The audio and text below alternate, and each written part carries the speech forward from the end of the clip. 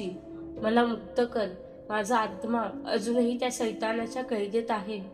काही महिने गेले. एके रात्री खंडोबाची हळद घेऊन तो पुन्हा त्या झोपडीत गेला. आज तो राकट माणूस आणि कविता दोघेही मृतावस्थेत. पण अचानक तो माणूस उभा राहिला. यावेळी तो माणूस नव्हता, तो शुद्ध शैतान होता. त्याने रोहनवर झेप घेतली. रोहनने खंडोबाला स्मरण करून हळद फेकली. क्षणात तो देह हवेत उडून जळत दूर होऊन नाहीसा झाला. कविताचा आत्मा समोर उभा होता. रोहनने तिच्या कपाळाला हळद लावली.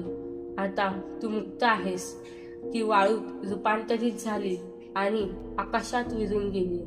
आज 31 डिसेंबर 2025. कधीही दारू न पिणारा रोहन दारूच्या बाटल्यावर बाटल्या संपवतो, कारण काही आठवणी फक्त नशेतच सहन होतात.